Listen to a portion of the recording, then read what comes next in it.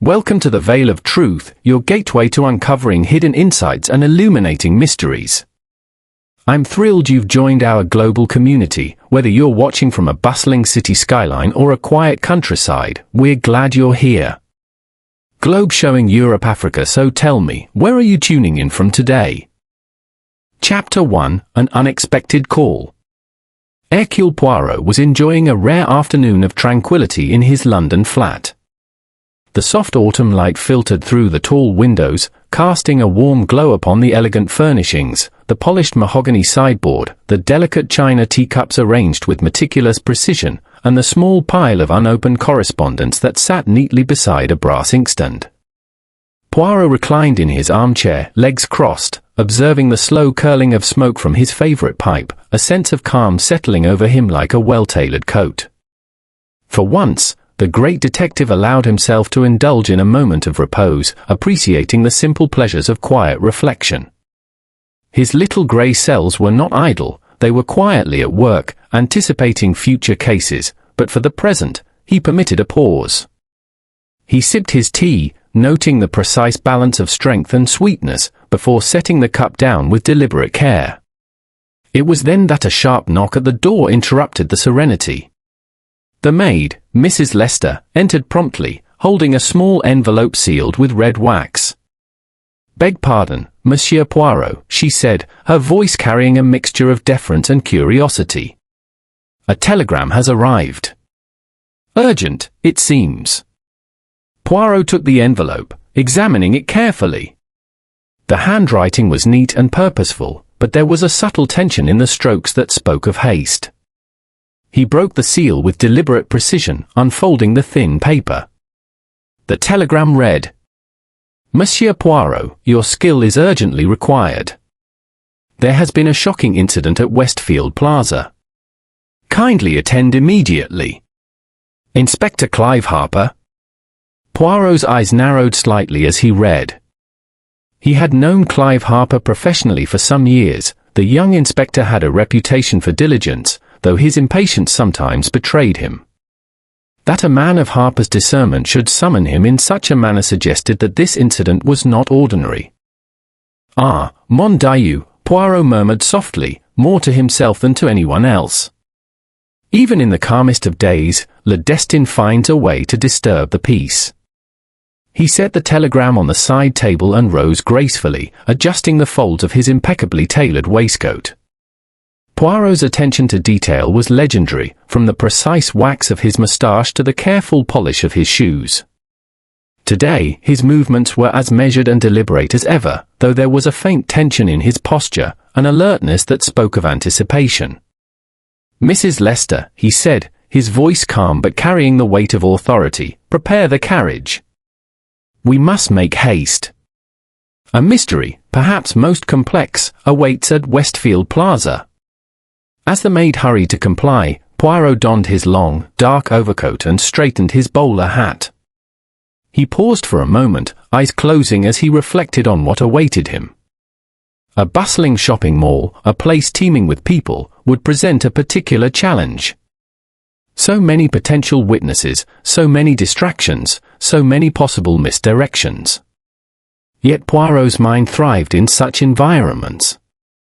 Complexity was a spice that invigorated his reasoning. Within the hour, Poirot arrived at Westfield Plaza. The sun was beginning to dip toward the horizon, casting long shadows across the sprawling complex. The modern architecture gleamed under the fading light, glass and steel reflecting the city in fragmented patterns. Yet despite its outward vibrancy, a tension hung in the air, a subtle undercurrent of fear that Poirot, with his finely tuned senses, detected immediately. Inspector Harper met him at the main entrance, his expression tight with concern. "Thank you for coming so quickly, Monsieur Poirot," he said. It's quite a situation." Poirot inclined his head politely. "Please, mon ami, speak calmly. I find that when one begins with agitation, the truth tends to hide ever more cunningly." Harper led him through the crowded mall corridors, carefully avoiding drawing undue attention. They reached the scene, a small area cordoned off near the entrance of a luxury watch store. A few shoppers hovered at a distance, whispering, while mall security attempted to maintain order. On the polished marble floor lay Mr. Edwin Carraway, a man of evident wealth, his designer suit rumpled, and his face pale with shock. He was conscious but clearly disoriented, assisted by a concerned bystander. Surprisingly, nothing appeared to have been stolen, and yet the expression of fear on his face suggested a violent encounter. Poirot approached the scene with his usual calm, surveying everything with meticulous attention. He noted the subtle details that others overlooked, a faint smudge of red on a nearby bench, a single shoe slightly out of place, and the lingering scent of a delicate perfume in the air. Each of these details was a potential clue, each a thread in a tapestry of truth that only his little grey cells could unravel. Mon Dieu, Poirot murmured under his breath. The scene is a symphony of contradictions. He observed the witnesses, who were still lingering in hushed curiosity. A teenager, nervously chewing at a sleeve, claimed to have seen a strange man in a black hoodie fleeing the area. A shop assistant insisted she saw a woman running swiftly away. Poirot made careful mental notes of these accounts, aware that fear and imagination often distort perception. Inspector Harper, Poirot said, turning to the young man, we must speak to the victim at once. The impressions of those involved are valuable, but the mind of the victim holds insights that no casual observer can provide. Harper nodded, and together they guided Mr. Carraway to a quieter corner, away from the bustling crowd.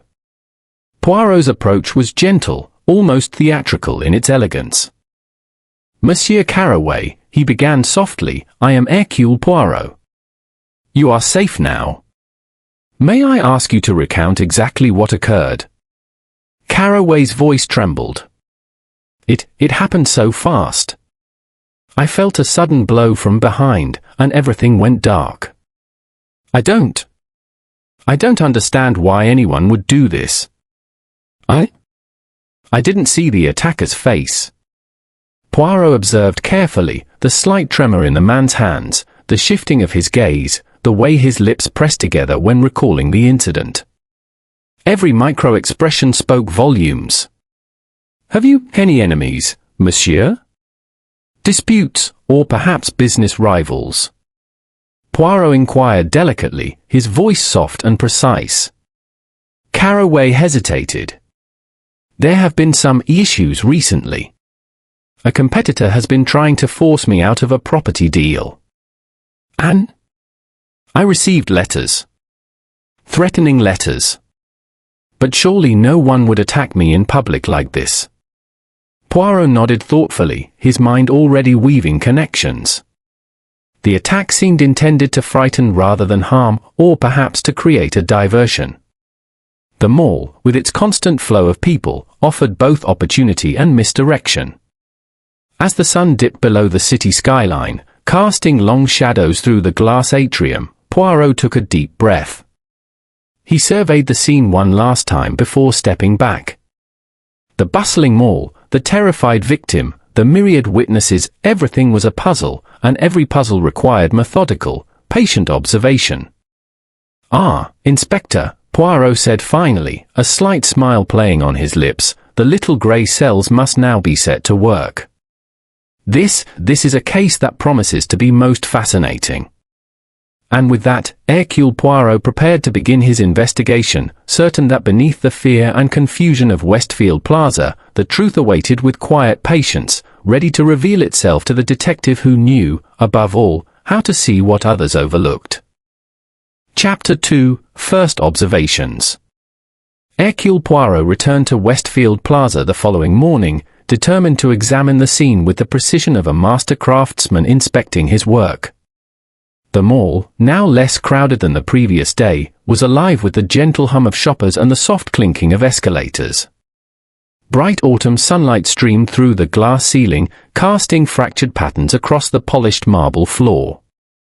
Yet, despite the apparent serenity, Poirot sensed the invisible residue of fear, the lingering traces of yesterday's chaos.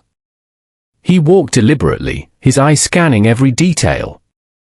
Poirot did not merely look, he observed. He noticed the subtle irregularities in the environment, the disturbances invisible to the casual passerby. Near the luxury watch store, a faint smudge of red still lingered on a polished bench, though cleaners had attempted to remove it. A single black shoe lay slightly askew, as if the owner had stepped away in haste. The air carried a delicate perfume, too refined for the average shopper, hinting at a presence unnoticed yet leaving a trace behind. Poirot crouched slightly, examining the smudge and the shoe. Ah, the human hand leaves evidence, even when one believes it has vanished, he murmured to himself. And the mind, always leaves its signature upon the scene. Inspector Harper approached, carrying a tablet displaying partial CCTV footage. "Monsieur Poirot, we've recovered what we could," he said. Some of the cameras were tampered with, and this clip shows a figure fleeing the scene, but the image is grainy. It's difficult to identify the individual. Poirot tilted his head, studying the footage. The figure was indeed obscured, tall, hooded, moving with deliberate speed. But the detective's eyes caught subtleties others might overlook, the slight hesitation in the figure's step, the way the hand brushed against the railing, and a flicker of light reflecting off what appeared to be a wristwatch. "Observe, Inspector," Poirot said, pointing to the screen. "The smallest gestures often speak more eloquently than words. Note the hesitation here, mon Dieu. It is the hallmark of someone attempting to appear confident while concealing fear. A contradiction, yes, but always revealing if one watches closely." Poirot decided to speak with the mall staff, starting with those closest to the scene. He began with Ms. Rebecca Lane, a sales assistant at a nearby clothing boutique. Her hands trembled slightly as she adjusted her apron, a subtle nervous tick that betrayed tension. "Madam, I would like to ask you about yesterday, if you do not mind," Poirot said politely, inclining his head. Ms. Lane nodded, her eyes darting briefly toward the cordon area. I saw someone running past the watch store. They were wearing a red coat, I think, or maybe it was dark. I couldn't be certain. It all happened so fast."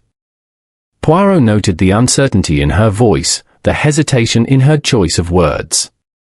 "Ah, the mind is like a sieve, mon ami," he murmured under his breath. "It remembers fragments, but assembles them imperfectly, influenced by fear and suggestion." He then spoke with a security guard, a young man named Thomas, who had been stationed near the escalator.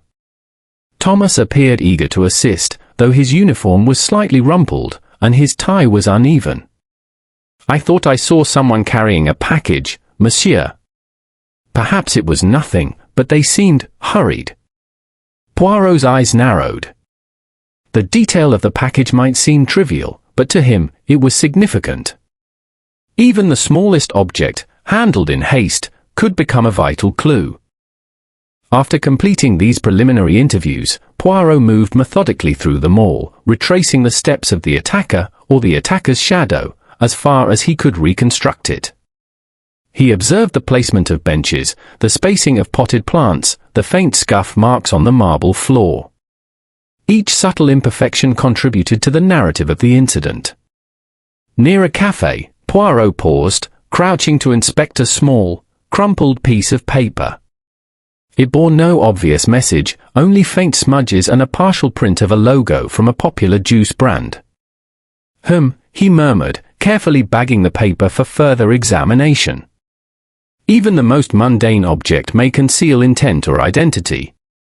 One must never underestimate the value of what seems insignificant. As the morning progressed, Poirot's attention shifted to the human element. He observed shoppers moving through the mall, noting their expressions, their gestures, and the rhythm of their steps. Some were anxious, glancing toward the cordoned area with curiosity. Others appeared indifferent, absorbed in commerce, yet their subtle glances betrayed a fleeting awareness of yesterday's tension. Poirot's methodical eyes took in the nuances, the way a woman adjusted her scarf with a trembling hand, the hurried pace of a man clutching a briefcase, the fleeting glance of a teenager who seemed to recognize something but could not place it. Poirot also examined the mall's architecture, noting potential vantage points for an attacker, narrow corridors, hidden alcoves, and areas where security cameras might be out of sight. The clever mind does not merely act upon opportunity, he reflected. It designs the stage, manipulates perception, and relies upon the chaos of the crowd to conceal intention. At midday, he met once again with Inspector Harper. "Mon ami, we have many fragments," Poirot said, gesturing toward his mental catalogue of observations. "Yet these fragments alone cannot form the whole. We must consider motive, opportunity, and the subtle psychology of the human participants. The attacker is clever, but all cleverness leaves traces, if one only knows where to look." Harper frowned. "So far, nothing points clearly to anyone. The red coat, the hooded figure, even the CCTV footage, they are all ambiguous." Poirot smiled faintly. Yes, the ambiguity, it is the cleverness of human deception.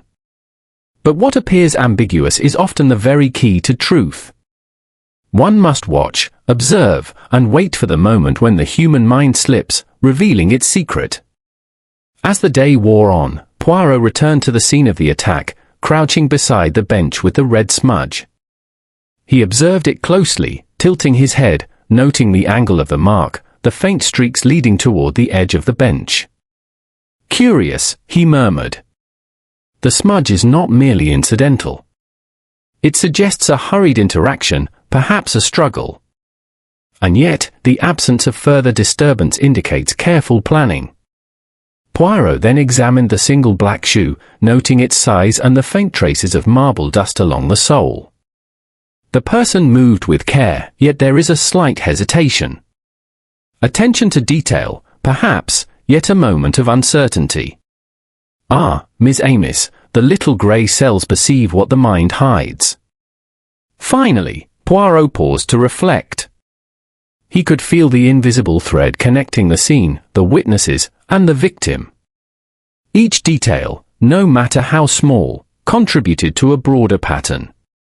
He observed the faint perfume lingering in the air, the subtle variations in foot traffic, and the interplay of light and shadow across the polished floors.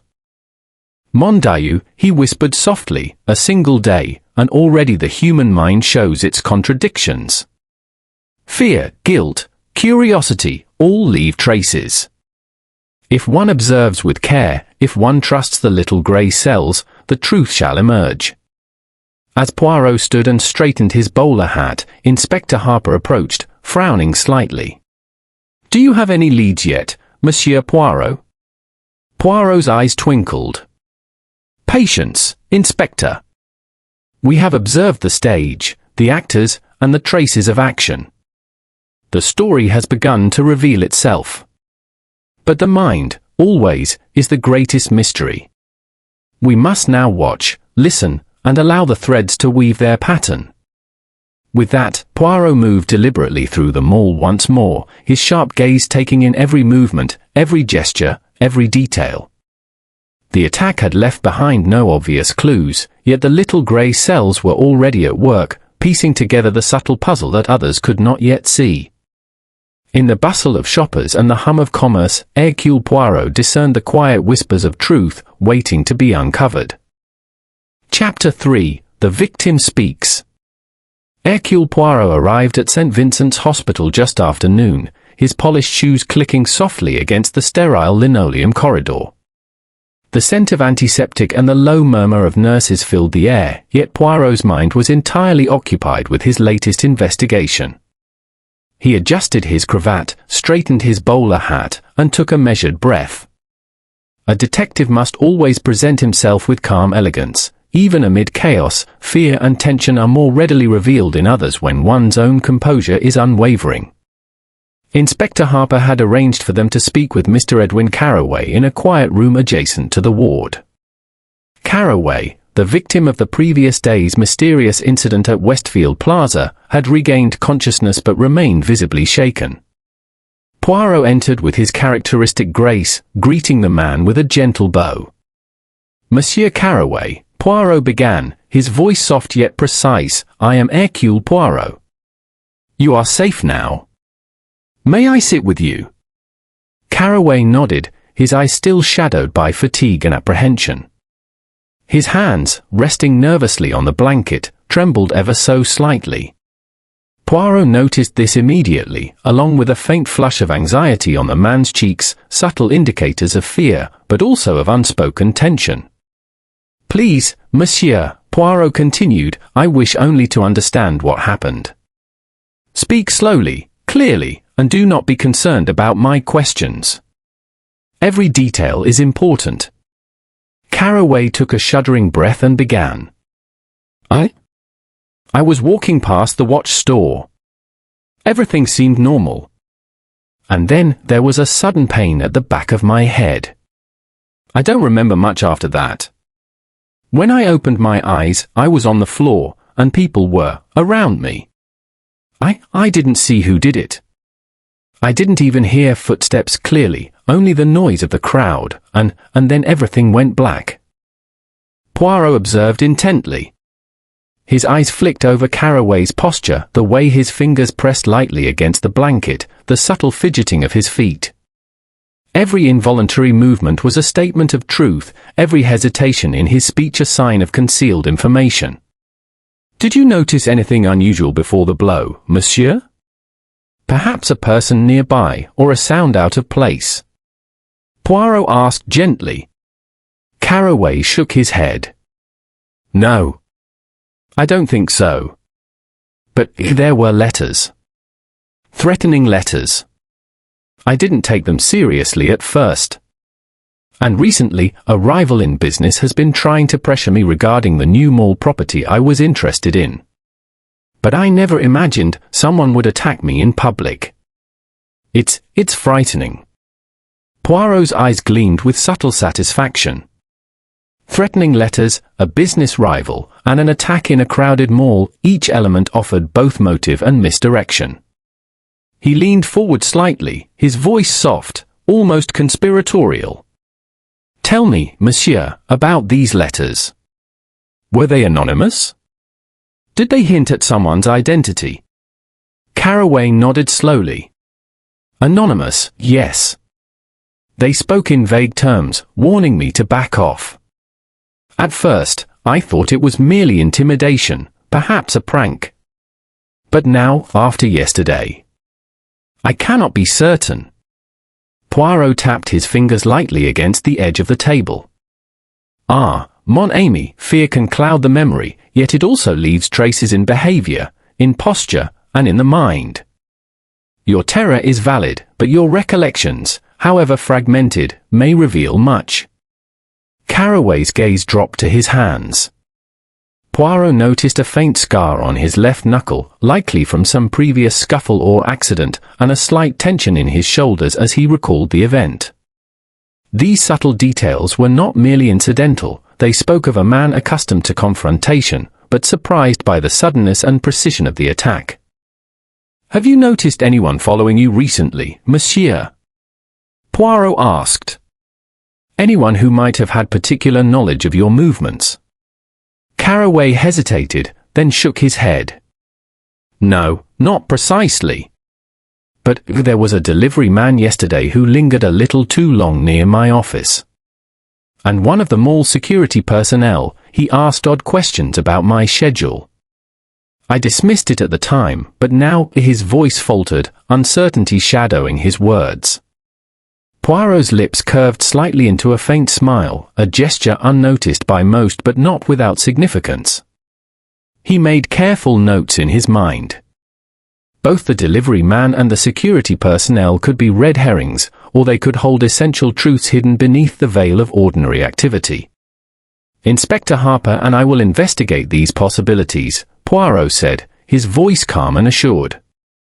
But tell me, monsieur, did you feel the attacker intended to harm you physically, or merely to frighten? Carraway paused, considering. I think they wanted to scare me.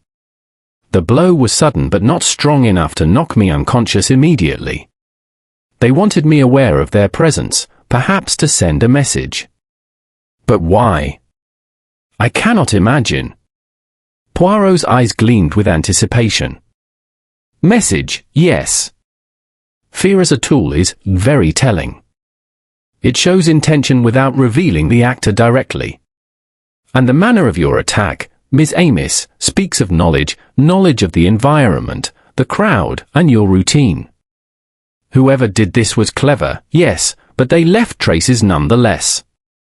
He leaned back slightly, allowing Carraway a moment to collect himself. Tell me about your schedule yesterday.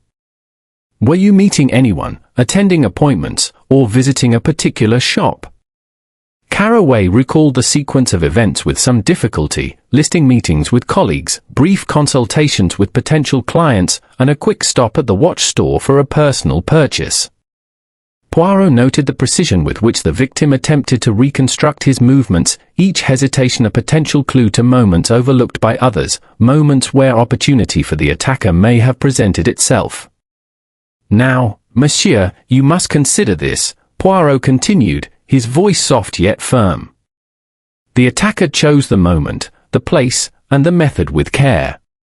We must find patterns, subtle connections, the imperceptible threads that link letters, rivals, and people in your daily life. The truth is like a jewel, hidden, yet brilliant, once discovered. Carraway's eyes, wide with a mixture of fear and hope, met Poirot's. Do you really think you can find out who did this? He asked, his voice trembling. Poirot smiled, small but confident. Ah, monsieur, it is not merely a question of finding the actor. It is a question of understanding. Once we understand, the actor becomes evident, and justice, Miss Amis, takes its natural course. But for now, every detail you recall, every nuance, every small observation, even the faintest scent or the softest sound, is a piece of the puzzle. He rose with elegance, straightening his coat. You have been brave, monsieur. Fear does not diminish courage, but it sharpens perception if one attends carefully. We shall proceed with patience and method. I assure you, little by little, the fog shall lift, and the truth will reveal itself with absolute clarity. As Poirot left the room, Inspector Harper followed, his expression a mixture of frustration and admiration. He doesn't even have a suspect yet, Harper said quietly. Poirot's eyes gleamed. Patience, mon ami. The little grey cells are at work. The mind leaves its fingerprints everywhere. Fear, hesitation, inconsistency, they all speak, if one knows how to listen. We have met the victim, and now, we watch, observe, and gather the fragments. Soon, the pattern will emerge, and the culprit will be known, not by chance, but by the precision of method and reason. Walking back into the corridor, Poirot allowed himself a small, inward smile. The game had truly begun, and he, Hercule Poirot, was ready to unravel the mystery hidden within the bright corridors of Westfield Plaza. Each detail mattered. Each gesture, each hesitation, each subtle inconsistency, a thread to be carefully followed. And Poirot, with his little grey cells, would follow them all to their inevitable conclusion. Chapter 4: A Suspicious Shopper. The following afternoon, Hercule Poirot returned to Westfield Plaza, determined to observe the scene from a fresh perspective. The mall, alive with the usual rhythm of shoppers and casual chatter, offered a unique challenge, a bustling crowd, each individual a potential witness or suspect. Poirot's mind thrived in such environments, where subtle details and hidden patterns could reveal truths invisible to ordinary eyes. He moved slowly through the corridors, his gaze precise, noting the way people navigated the space. Mothers shepherded children, teenagers scurried past, and office workers clutched coffee cups with hurried efficiency. Yet Poirot's attention was not on the crowd as a whole, but on the anomalies, the subtle hesitations, fleeting glances, and tiny gestures that betrayed nervousness or concealment. It was then that he noticed her, a woman in a striking red coat, moving with deliberate purpose. She paused frequently, glancing up at the security cameras that lined the ceiling, then at her phone, as though checking for instructions or timing her movements. Something about her posture, the stiffness in her shoulders, the careful placement of her hands, the way her gaze flicked to the nearest exit, alerted Poirot immediately. Curious, he murmured under his breath. The behavior of a shopper, yet the mind of a strategist. Poirot followed discreetly, maintaining a distance sufficient to avoid detection but close enough to observe subtle details. The woman moved methodically, passing a coffee kiosk and then veering toward the luxury watch store where the attack on Mr. Carraway had occurred. She paused outside the store, apparently examining a display case, but her attention seemed elsewhere, as though she were more interested in the environment than the merchandise. Poirot approached her with his customary politeness. "Madam," he said gently, inclining his head, "may I inquire whether you were near the watch store yesterday, around mid-afternoon?" The woman started slightly, her eyes widening. She quickly regained her composure, however, and smiled with polite detachment. I was just shopping, monsieur. I have no connection to whatever happened there."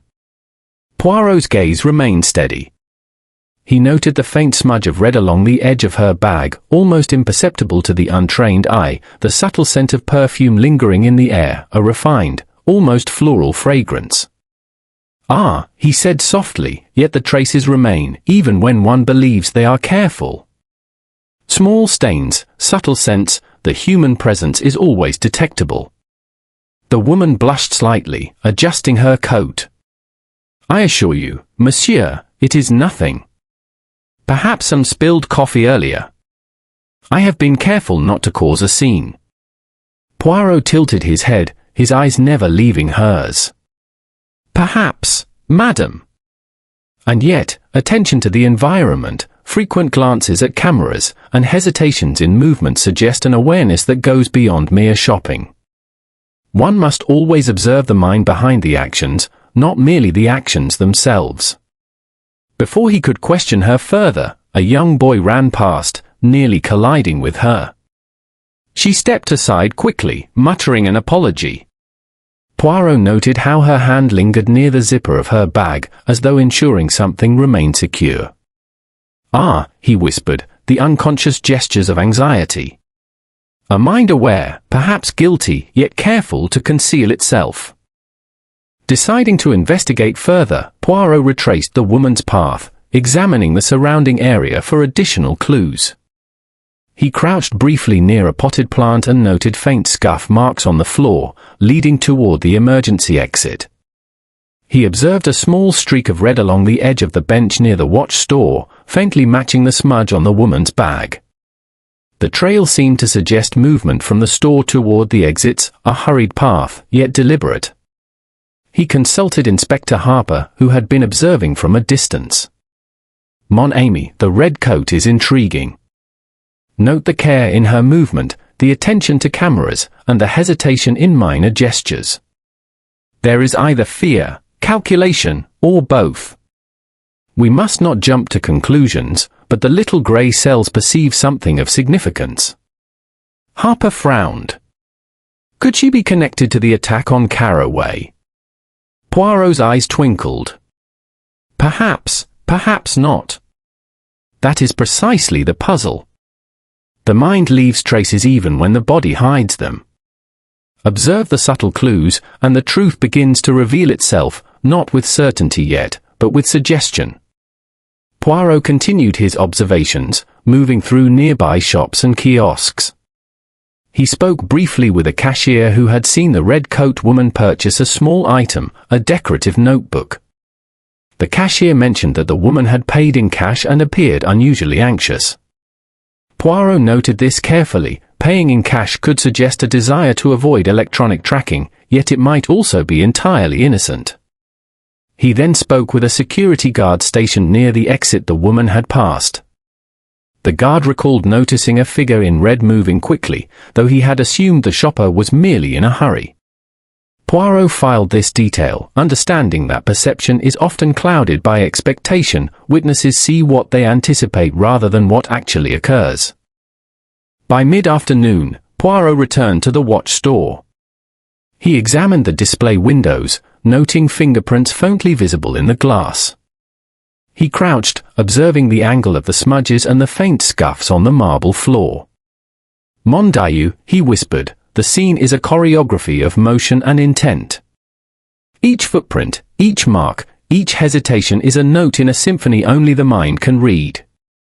He then observed a young man lingering near a store entrance, apparently idle but frequently glancing toward the security cameras and the red-coat woman.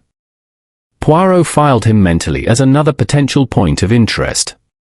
"So many actors on this stage," he murmured. "So many potential distractions. And yet, the truth is present if one knows how to discern it from the noise." Poirot returned briefly to the victim's path, reconstructing the movements of Carraway and the potential attacker. He noted distances, sightlines, and potential hiding spots. His eyes caught a faint reflection in one of the polished display cases, a flash of red from a coat moving behind a column. The detective's mind catalogued it instantly, a momentary glimpse, seemingly trivial, yet potentially critical. As the late afternoon sun cast long shadows across the atrium, Poirot turned to Harper. "We must observe patiently, mon ami. The crowd is our canvas, and the human mind leaves its brushstrokes everywhere. One must read between gestures, between hesitations, between appearances." Finally, Poirot allowed himself a small, inward smile. The red-coat woman was a puzzle, not a solution. Yet the traces she left, small stains, careful glances, and unconscious gestures, were threads. And Poirot, with his little grey cells, would follow those threads with patience, precision, and relentless observation. "Inspector," he said softly, "we are not yet at the truth, but we are closer. Observe, analyze, and wait. The mind, even when hidden, will reveal itself in time. And when it does, the resolution will be both clear and inevitable." Poirot straightened his coat and adjusted his bowler hat. With one last glance at the red-coat woman, who now disappeared into the crowd, he set off toward the next segment of his investigation, confident that the threads he had begun to gather would soon weave a pattern revealing both motive and method. The mall, vibrant and bustling, held secrets among its shoppers and security corridors. And Hercule Poirot, with his unwavering attention to detail, knew that in this labyrinth of movement and distraction, the smallest clues could lead to the grandest revelations. Chapter 5: Red Herrings. The following morning, Hercule Poirot returned once more to Westfield Plaza, this time with a clear purpose, to investigate the elements of the case that seemed promising yet led nowhere. He had learned long ago that in any mystery, distractions and false leads, red herrings, were as crucial to understand as the truth itself. They were the smoke that concealed the fire, and the detective who ignored them risked losing sight of the real culprit. The mall was quieter than usual, the early hour lending an unusual calm to the normally bustling corridors. Poirot walked with deliberate care, observing the layout once again. Every bench, every decorative plant, every security camera and corner could potentially conceal a clue, or a deliberate deception. He paused near the luxury watch store, now cordoned off for inspection, and crouched to examine the marble floor. The faint scuffs remained, some leading toward the emergency exit, others toward the elevator. Each mark suggested movement, but the pattern was inconsistent, an early indication that someone had intentionally created misdirection. Inspector Harper joined him, carrying a tablet loaded with yesterday's CCTV footage. "Monsieur Poirot, we've reviewed the recordings again," Harper said. "There's a figure in a black hoodie leaving the scene, but nothing conclusive. And the red-coat woman disappeared before we could question her further." Poirot nodded, tapping his fingers thoughtfully. "Yes, mon ami. All these elements are curious, yet we must not assume they point to the truth. The clever criminal relies upon the mind's tendency to assume the obvious. And the human mind is rarely so simple." Their first stop was the mall security office. Poirot scrutinized the arrangement of monitors and files, noting inconsistencies in the footage. Several cameras had been intentionally disabled or obstructed, yet the times of obstruction were staggered, almost as if to create a false trail. Poirot crouched to inspect the wiring behind the monitors, observing minor tampering, twisted cables, faint fingerprints on the switches. "Ah," he said softly, an attempt to manipulate perception. "Very clever, but no detail escapes the little grey cells." As they left the office, a new figure approached, a man with a polished briefcase, neatly dressed, yet moving with exaggerated casualness. He introduced himself as Mr. Landry, a rival of Mr. Carroway in a recent property deal at the mall. "I must know what is happening," he said sharply. "This attack on Carroway affects my interests. Surely someone should be held responsible." Poirot observed him carefully. Landry's gestures were precise, his tone controlled, yet his eyes flickered with subtle tension. He smiled politely when introducing himself, but the smile did not reach his eyes. Poirot made a mental note: this was a man used to control, yet possibly rattled by circumstances outside his influence. "Inspector, Landry may appear aggressive," Poirot murmured softly, yet aggression does not always indicate guilt. Observe the micro-expressions, the tiny inconsistencies between words and body. Often, the most dangerous minds hide behind calmness, and the obvious suspect is merely a distraction. They continued their inspection, moving toward the cafe where Poirot had observed faint scuff marks and a crumpled paper the previous day. The barista, a young man named Simon, claimed to have seen a shopper in red purchase a notebook, as Poirot had noted before. Yet Simon added a curious detail: he remembered seeing a knife-like object protruding from the red coat woman's bag. Poirot raised a subtle eyebrow. "Mon ami," he whispered to Harper, "this is precisely why one must be cautious. A knife may have existed, or it may be the imagination of a startled observer. Witnesses are often unreliable in fear or excitement. We must separate the truth from the perception of truth." Poirot then turned to the cleaning staff, questioning those who had worked near the watch store. One of the cleaners mentioned seeing a man in a delivery uniform loitering near the area, carrying what appeared to be a parcel. Poirot carefully considered the statement: a delivery man, a briefcase, a hurriedly discarded shoe, all potential red herrings, or hints of a carefully orchestrated plan. He paused near the escalator, crouching to inspect the floor. The scuff mark seemed to indicate movement, but not forceful enough for a real struggle. Poirot's mind worked swiftly. If a struggle had occurred, it was staged, or perhaps the purpose was to intimidate rather than injure. The marks, the red smudge, even the footprints, all might be misdirection, yet none could be ignored.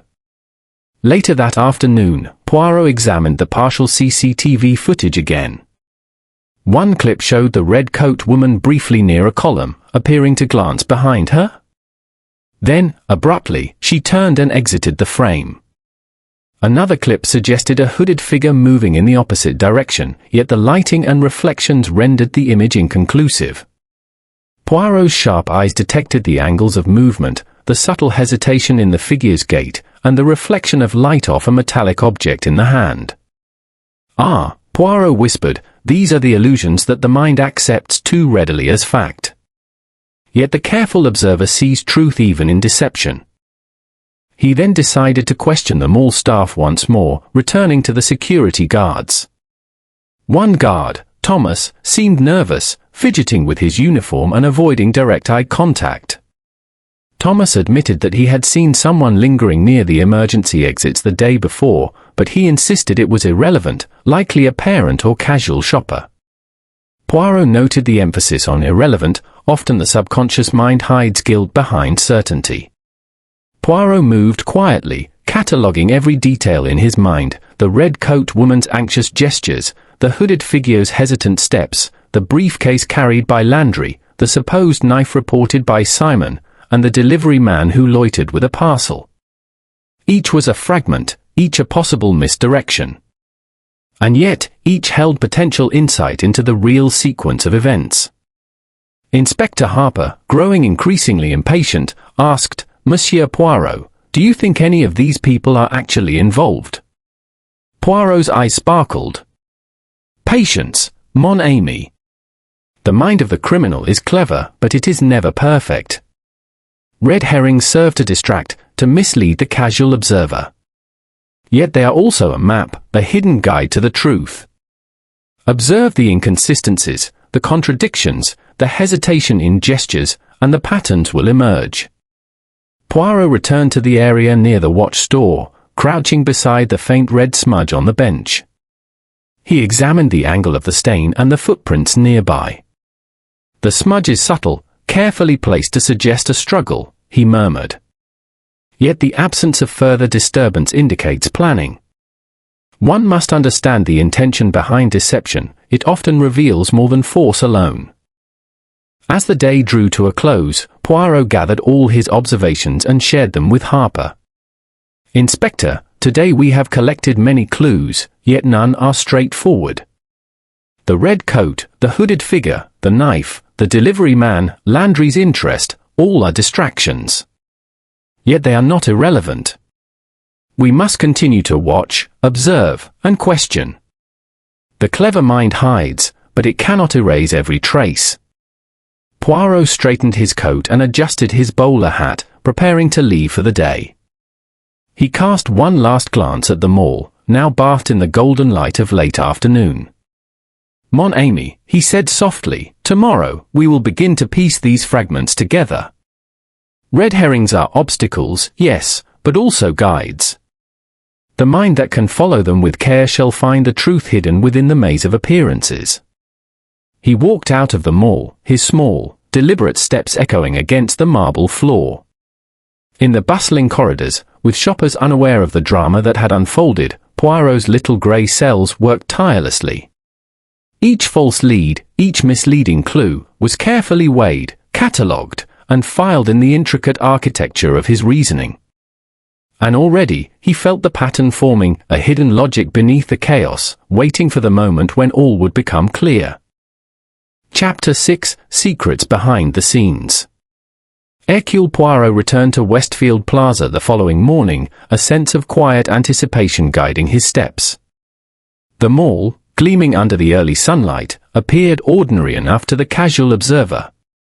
Yet Poirot, with his little grey cells alert and precise, perceived the undercurrents that lay beneath the surface.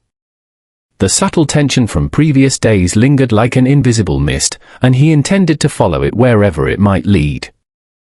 Inspector Harper met him at the entrance, frowning. Monsieur Poirot, the investigation is at a standstill. None of our leads so far point definitively to anyone. Even the red-coat woman has vanished. Poirot inclined his head, his expression serene but intense. Mon ami, standstill is merely a matter of perspective. The truth, like a patient animal, waits in the shadows. We must now examine the environment itself, the unseen, the overlooked, the hidden spaces where human intention leaves subtle traces. Their first stop was the mall management office. The manager, a precise and somewhat nervous man named Mr. Hollingsworth, greeted them politely. His eyes betrayed mild apprehension, a detail Poirot noticed immediately. "Good morning, gentlemen," Hollingsworth said, adjusting his tie. "I understand you wish to discuss yesterday's incident further." "Indeed, monsieur," Poirot replied calmly. "Tell me, please, about security protocols, camera placement, and any unusual activity you may have noticed recently." Hollingsworth hesitated briefly. "Well, nothing serious, but there have been some irregularities. A few cameras malfunctioned, blinking out for a few minutes each day. Also, certain doors were left unlocked outside regular maintenance hours, which is unusual. But I cannot imagine it is connected to the incident." Poirot's eyes twinkled slightly. "Ah, mon ami, but it is precisely these small deviations that often contain the heart of the matter. Tell me, who has access to the keys and codes?" Hollingsworth swallowed nervously. "A small group, myself, the head of security, and a few maintenance staff. But the access logs are precise." We monitor who enters and exits the control rooms. Poirot tapped his fingers lightly on the desk, eyes narrowing. And yet, malfunctions, especially staggered ones, suggest planning. Timing is important, n'est-ce pas? The person who planned yesterday's discomfort may have had insider knowledge. Inspector Harper raised an eyebrow. Are you suggesting someone from the mall staff is involved? Poirot smiled faintly. Not yet, mon ami. But human nature is often predictable. When opportunity is present, and greed, fear, or ambition guides the mind, the simplest access can become the key to a complex plan. Poirot requested to inspect the maintenance records, security logs, and camera footage. As they reviewed the files, a subtle pattern emerged. Certain cameras had been deliberately disabled for brief intervals, always coinciding with periods when the victim's movements would be easiest to track. There were gaps of precisely 3 to 5 minutes, long enough to stage an encounter, short enough to avoid immediate suspicion. He examined the maintenance log carefully. "See, Harper," he said softly, pointing, "the entries are oddly neat, yet irregular. The times of access are precise, almost too precise. Whoever arranged this wanted an appearance of routine while concealing intent. Who had been hesitant in earlier interviews?" He observed the man's posture, the way his fingers drummed lightly on the desk, and the micro-expressions in his face when asked about unusual activity. Thomas maintained composure but betrayed tiny flickers of anxiety, a slight tightening around the eyes, a faint tremor in the hands. "Inspector," Poirot said quietly, "observe the contradictions. The mind leaves traces even when it wishes to conceal itself. Fear, guilt, and careful calculation all produce gestures that cannot be fully controlled." He asked Thomas about the delivery areas, especially those near the watch store. The security chief admitted that access was loosely monitored, particularly during high traffic hours. Deliveries often passed through unobserved corridors, and certain staff members had keys to multiple entry points. Poirot filed this carefully, noting the potential for someone with insider knowledge to move unseen. Poirot then requested to examine the watch store itself, now under official investigation. He crouched beside the display cases, noting fingerprints, smudges, and minor disturbances in the polished floor. A faint red stain remained on the marble, consistent with the previous day, but there was no sign of a struggle. The precision of the placement suggested deliberate staging. "Curious," Poirot murmured. The attacker wished to frighten, not harm. Yet the execution required careful planning and knowledge of the victim's path. He observed the store layout, noting blind corners, narrow corridors, and areas hidden from the main cameras. Each offered potential vantage points. He catalogued the entrances and exits, noting the shortest paths between them. "Ah, the human mind," he said softly, "is clever when guided by opportunity, yet careless in subtle traces. Every action leaves a signature." Poirot's thoughts then turned to the letters received by Mr. Carraway. He requested copies and examined them meticulously. The handwriting was precise, almost formal, yet certain letters, minute differences in loops and pressure, suggested more than one individual might have been involved. Poirot's eyes lingered on the phrasing, noting deliberate vagueness and repeated warnings, "Back off, or you will regret it." The letters were intended to intimidate, yet also mislead, creating a psychological layer that complemented the physical attack. "Mon ami," Poirot said to Harper, "we see now the pattern emerging: insider access, carefully timed movements, and psychological manipulation. The person responsible is cunning and understands human behavior. They rely on both fear and distraction to conceal their actions." To test his theory, Poirot decided to observe them all again, this time focusing on staff behavior. He noted subtle interactions, glances exchanged between maintenance workers, a security guard lingering near a rarely used exit, and a manager carefully checking schedules with meticulous attention. Each gesture seemed ordinary but, in Poirot's eyes, suggested awareness beyond the casual observer. He approached the manager, Hollingsworth, with a subtle question about staff schedules. The manager, precise and professional, answered fully yet hesitated slightly when mentioning the head of security. Poirot's little grey cells registered the micro-expression, a flicker of worry, quickly masked. Mon Dieu, Poirot whispered softly, the mind reveals what the lips conceal.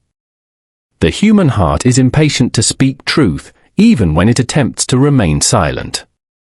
Finally, Poirot returned to the corridor near the watch store.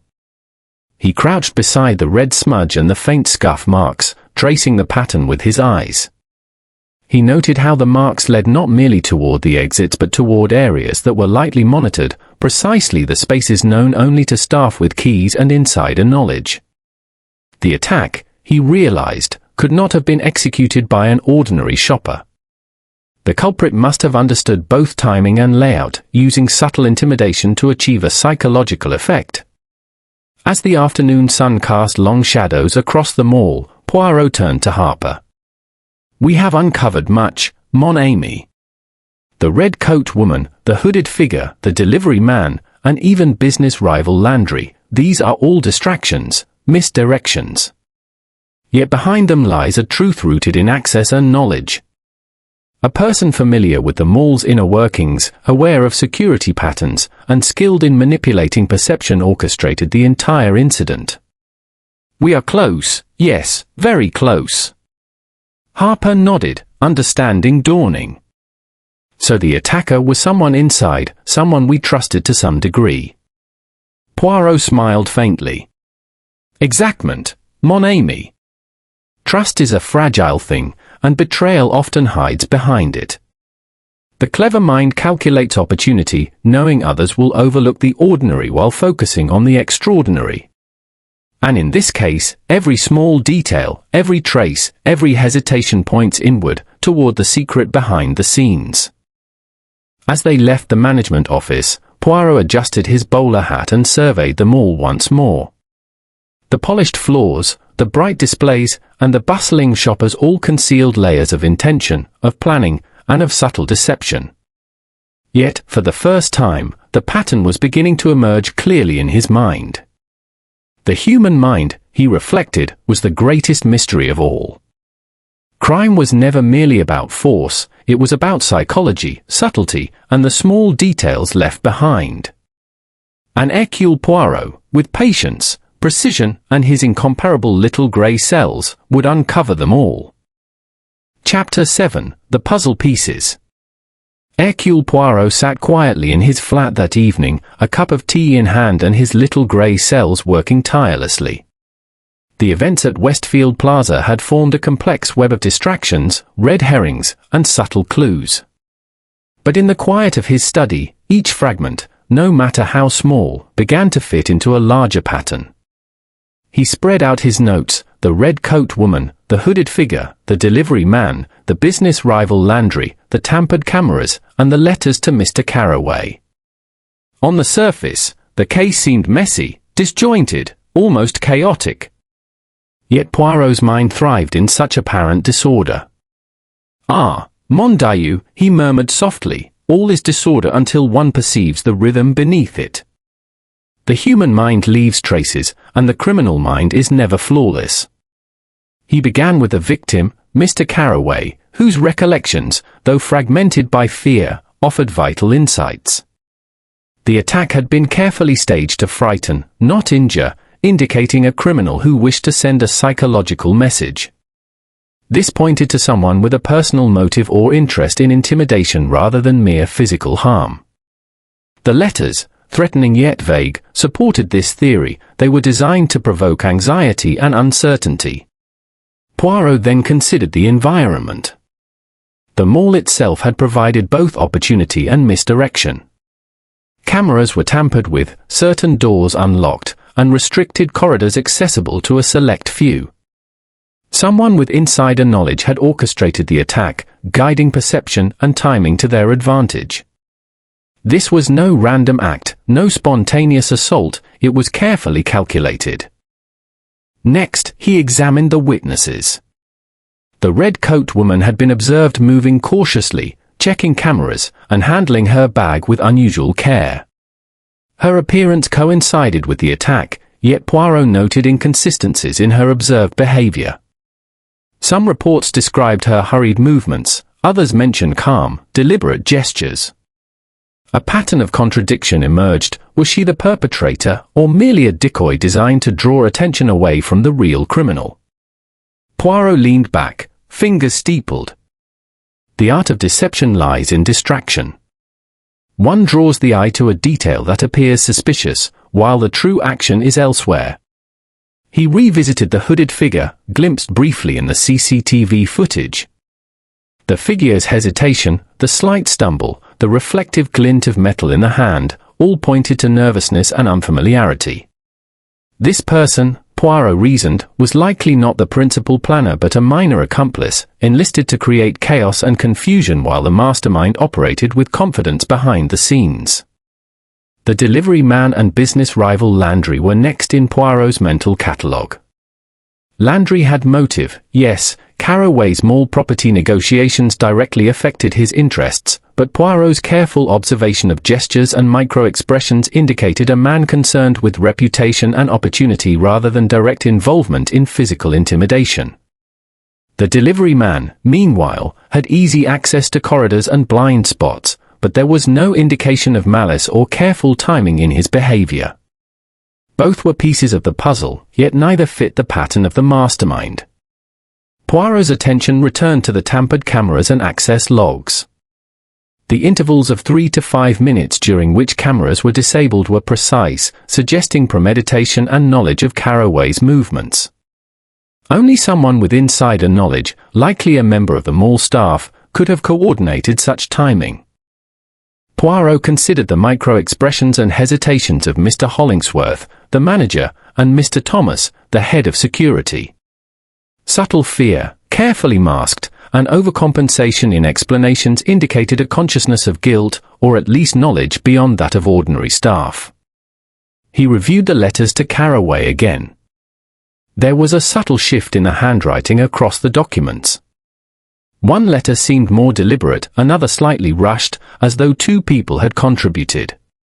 Poirot's mind catalogued the potential collaboration, the orchestration of fear designed to manipulate the victim psychologically.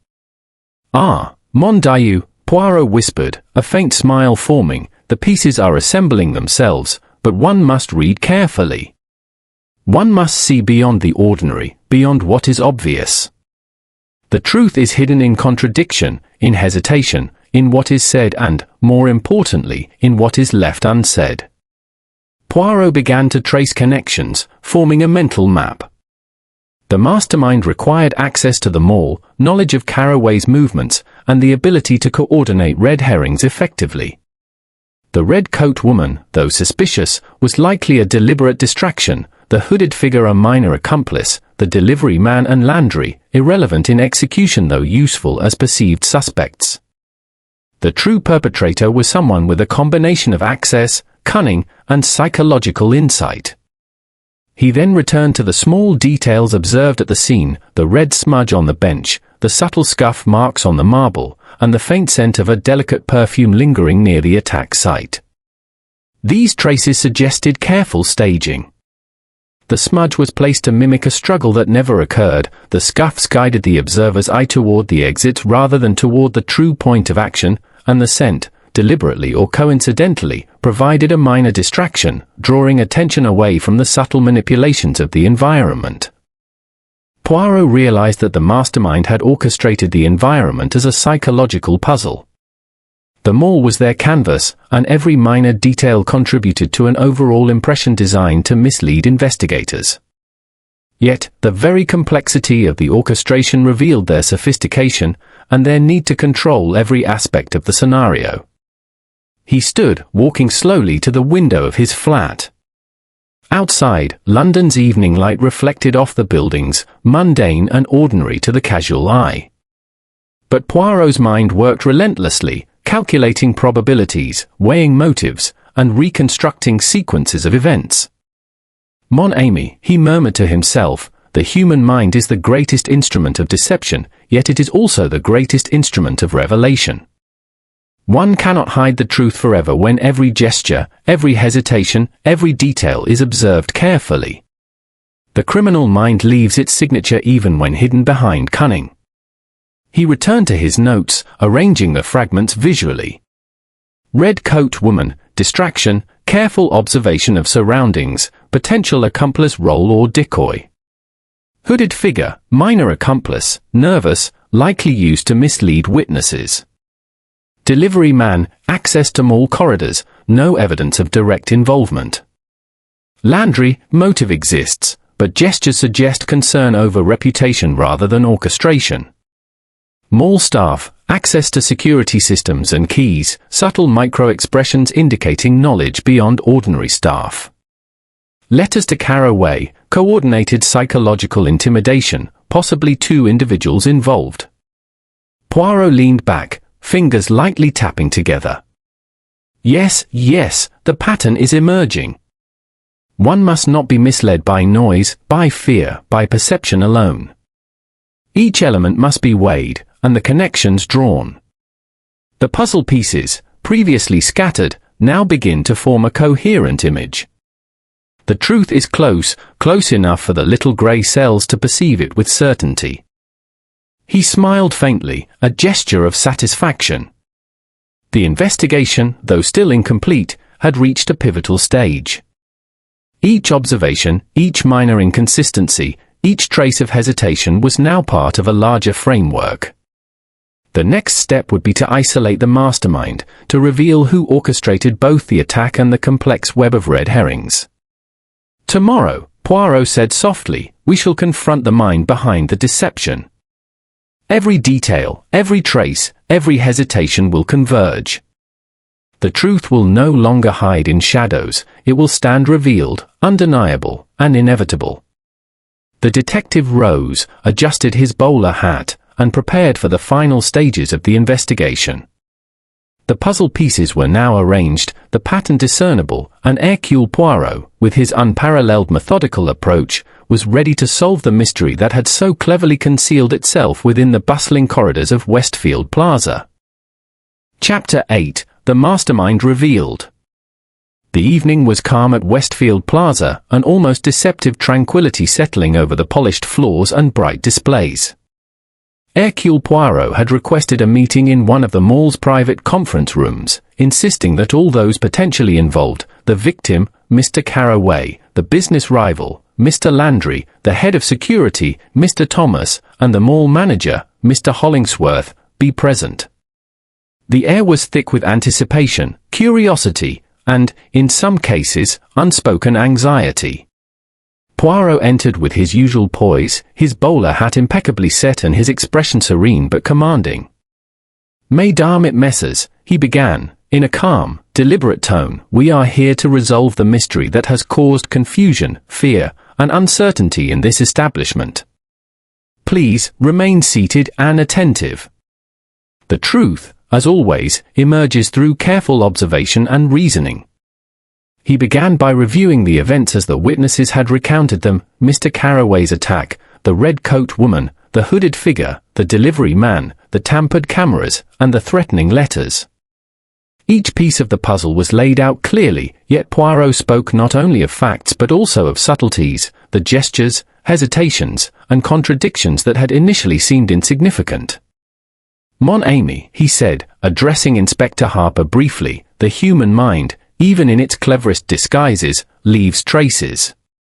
Fear, guilt, ambition, all are visible, if one knows how to read them.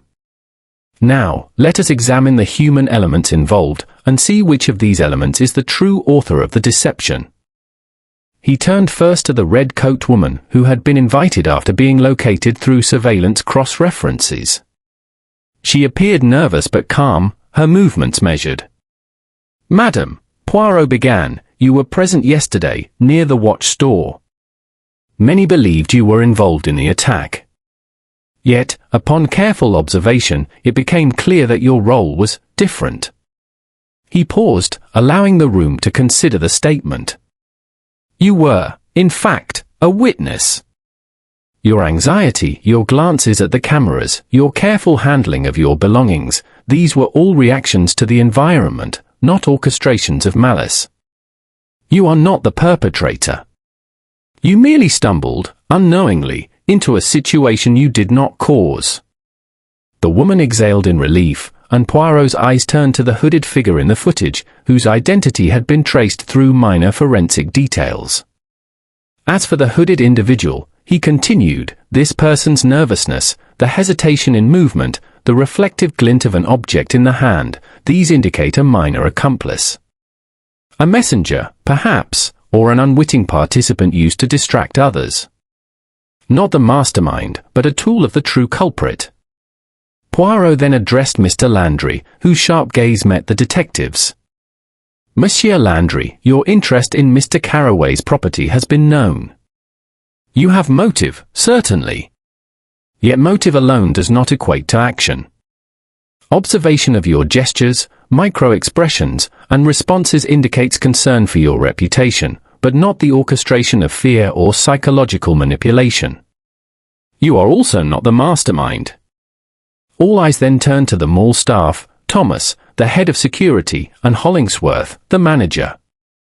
Poirot's gaze lingered thoughtfully on both, noting subtle tension in their posture, a slight tightness in their hands, and the faint flicker of worry in their eyes.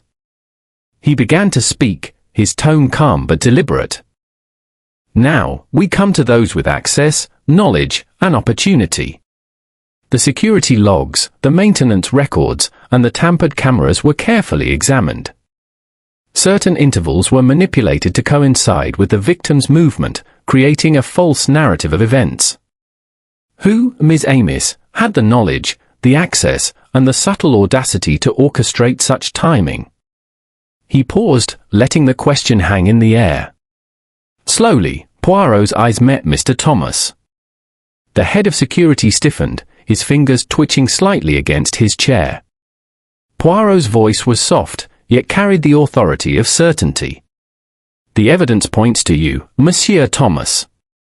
Your knowledge of the mall's inner workings, your understanding of camera intervals, and the minor gestures observed during questioning all reveal the mind behind the attack.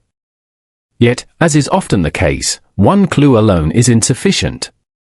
The letters to Mr. Carraway, written with deliberate vagueness, reveal a psychological element. Only someone with careful foresight and understanding of human fear could coordinate such an intricate scheme. Thomas swallowed hard, eyes darting between Poirot and the others in the room. I don't know what you mean, he stammered. Poirot inclined his head, his tone patient yet resolute. Ah, Monsieur Thomas, denial is a natural instinct. Yet the traces you leave cannot be erased, your careful gestures, your subtle hesitation, your overcompensation during questioning, all betray knowledge and guilt. He turned next to Hollingsworth, the manager. And you, Monsieur Hollingsworth, were aware of minor inconsistencies, malfunctioning cameras, unlocked doors, maintenance access. Yet the mastermind relied upon one individual to execute the plan, and you merely provided oversight. No, the primary architect is the person who used access, knowledge, and psychological acuity to orchestrate the attack. Poirot then addressed the room as a whole. Consider the nature of the attack itself, it was designed to frighten, not to harm. The placement of the red smudge, the careful scuff marks, the minor disturbances, all were deliberate. The mastermind wished to manipulate perception, to create fear and misdirection, while relying on both human and environmental elements. Who, I ask, had the combination of motive, access, and understanding? He paused, letting the room reflect. Slowly, Poirot described the series of small but crucial observations. The precise intervals during which cameras were disabled, timed perfectly with Carraway's movements. The subtle traces of red near the watch store and the slight inconsistencies in cleaning logs. Thomas's gestures and micro-expressions during questioning, revealing knowledge beyond ordinary staff. The coordination of the psychological intimidation letters with the physical staging of the incident. Poirot's eyes returned to Thomas. All of these elements, together, point to you. You were aware of the victim's routines, you manipulated perception through red herrings, and you relied upon minor accomplices to create confusion.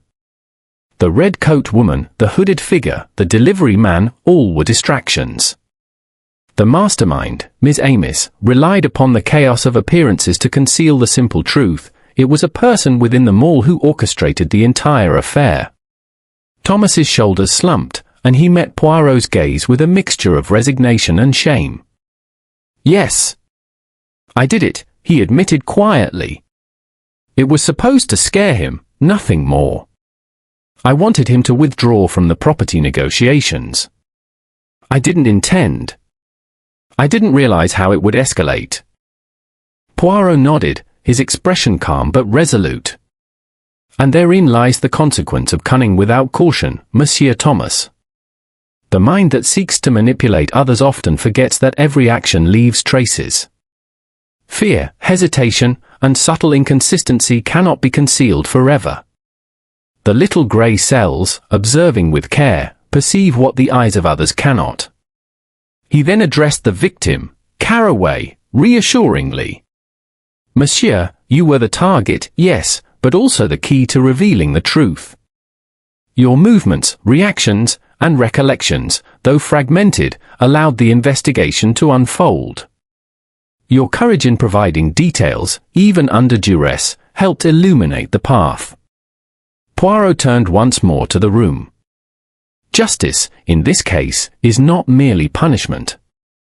It is understanding, clarity, and the recognition that deception can only endure as long as one is unaware of subtle truths.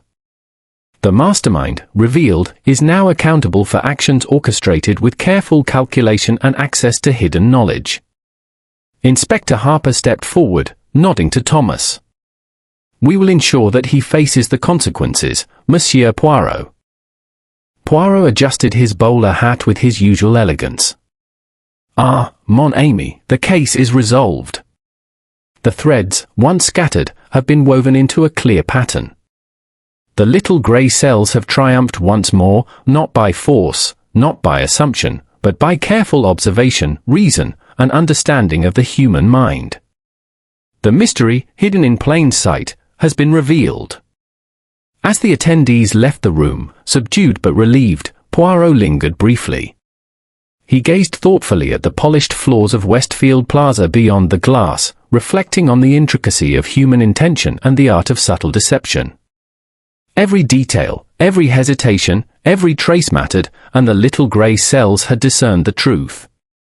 Ah, mon Dieu, Poirot murmured softly, the mind is the greatest mystery of all, and observation its most faithful guide. With that, he turned and walked from the conference room, his bowler hat perfectly in place, ready for the next puzzle the world might present.